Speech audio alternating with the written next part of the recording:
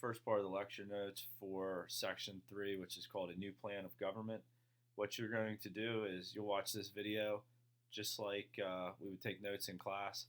Fill in your note taker. Looks like this. Mr. Kuster will give it to you. Fill in the outline as you go.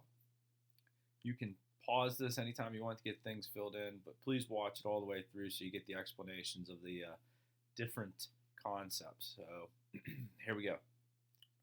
So in this section, what we're going to do, it's got two parts. The first part is about how in our country power is divided between the federal or the national government and the state governments. We're going to talk about how we elect a president, and finally we're going to analyze the pros and cons of the electoral college. I should be back for the stuff about the president. This video is primarily about federalism, the first part of the notes.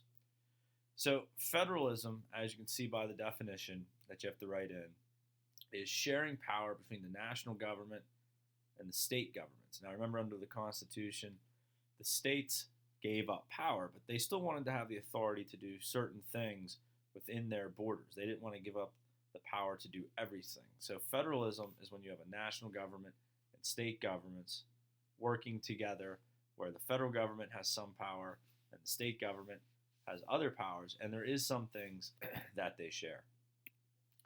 So the first thing that we're going to talk about is power given to the states, or it's called reserved powers, meaning these powers are held back and kept for the states themselves. So what are some things that states can do and regulate that the national government not necessarily can? So the first thing is control trade or business within your state. And the best example I can give this for you is if you take a look here at the top. An example of a business law that states control is how old do you have to be to buy tobacco products? Some states it's 18, some states it's 21. That is something that a state controls within their border, business decisions that affect their state. And again, so the thing about tobacco would be an example of that. Establish and maintain schools. A lot of the requirements to be teachers, what we expect out of students, test scores, things like that, that comes at the state level. States determine, all right, what are their educational processes and how schools should be run within their borders. The federal government doesn't have much say over that. There's nothing in the Constitution about education. That's usually a state-run thing. Third one, making marriage and divorce laws, determining who can get married, how old you have to be, what are the requirements, what do you have to do beforehand, what's the process for a divorce. That all takes place at the state level. Different states have different criteria for divorce proceedings, how old you have to be to get married. Some states you can be quite young. Some states you have to wait till you're a little older as far as being below 18. Conducting elections. Elections are run usually at a state level. Different states have different criteria for how they run their elections. Now, what I mean by that is not who can vote. It's still 18, U.S. citizen, but different polling places where you can vote. We saw in the last election in 2020, different states had different criteria about absentee balloting.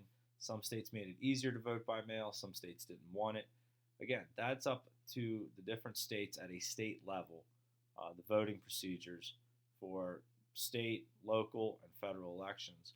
And then finally, providing protection. And what I mean by that is your police, your firefighters. Those come at the state level. There is no national police force. So your police force is the people who protect you, are at the city or county levels or at the state levels, like the state police. Firefighters, that's a local thing. That's not a federal thing. States usually get money to local firefighters and ambulance crews, and again, set the criteria for who can have those positions. So business within a state, education, marriage, elections, public safety, police and firefighters, all of those are powers given to the state. The state determines what to do in those positions. Powers given to the federal government are known as delegated powers. So they are given by the states to the federal government saying, this is what you can do. So these are the powers of only what the national or federal government can do. Number one, control trade with other nations. So no particular state can enter into a trade agreement with another country. It can only be at the national level. So you see here in the picture, it says no exceptions on tariffs, trade aids, say unless he makes exceptions, meaning that when President Trump was in office and he enacted the tariffs against goods coming from China. Only the national government could do the tariffs against other countries. Only the national government can create deals with other countries as far as trade and business goes that goes overseas. Number 2, create and maintain a military. We do not have state militaries. We only have a national military, and the federal government controls that. Different states do not have militias anymore, although they do have the National Guard. So the Army, the Air Force, the Marines, the Navy, all of that, all right, is controlled by the federal government. Number 3, create foreign policy, just dealing with other countries. We see the picture here of President Biden, the Prime Minister of Ireland. Again, like the state of Pennsylvania can't go have discussions with Ireland or England or another country where they want to create a deal where they are dealing with each other. That can only be at the national level. Number 4, post office, the postal system, the mail. There is no state system. It's only the national system. We're all familiar with the little trucks. So Congress and the federal government controls when the mail is delivered, the processes for getting the mail to you. 5th one, coining money. All right. Again, only the national government can create money. The states can't create their own money system. Number 6, declare war. Again, only the national government can take the steps to declare war on another country. States cannot do that. And finally, the last one, admit new states. It is under the power of the national government to create new states if they go through the process. And you see here it says about DC statehood, which comes up in the news quite often. The national government can create new states if they go through the process. The state of Pennsylvania can't divide itself into 2 and create new states and say, oh, look, now we have 2. Only the national government can do that. Finally, what we have is called concurrent powers, meaning these are powers both the states and the federal government can do. They both can do the following. You see here we have collect taxes. You'll find out as you get a job and as you get older, you will pay federal taxes, your federal income tax, to the national government. That's the most taxes you pay. But states also have state income taxes. They have sales taxes. They have local taxes. So both the national and state governments can collect tax money. Number 2, creating a bank. You can't just start a bank without permission from the government.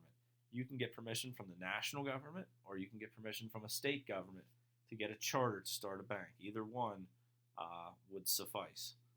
Number 3, hold trials for criminals.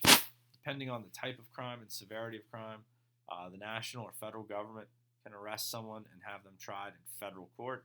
But most of the criminal trials you see and hear about are usually tried in state court.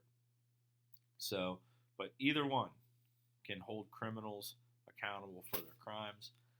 Finally, number 4, borrow money. Both state and national governments can run debts. They can borrow money from other countries, from private citizens, from banks, wherever they see fit. And then finally, the last one, it's called providing for the general welfare. Looking out for people's well-being, quality of life. Both the national and state governments can do that. Meaning, say you had a natural disaster, like a hurricane hitting somewhere along the coast, or a big tornado somewhere, or an earthquake, wildfires, whatever. Governments and the federal government can step in and get relief to people. The federal government has a organization called FEMA that usually goes in after disasters and helps people out. The states, obviously, if there's a disaster within their borders, will go in and help people out, get them what they need to get them through hard times. So, once again, just going through, the powers given to the states are reserve powers. You can see here things that states control.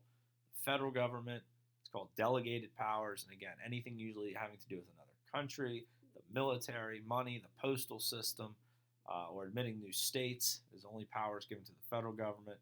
And then both state governments and federal government can do the following. They can collect taxes, create banks, hold trials for criminals, borrow money, and look out for the general welfare of their citizens. That is it for these notes, like I said. Now, once you have those filled in, you will do a practice sheet with Mr. Twister, and then there will be a graded assignment tomorrow where you have to identify who has the power to do certain things.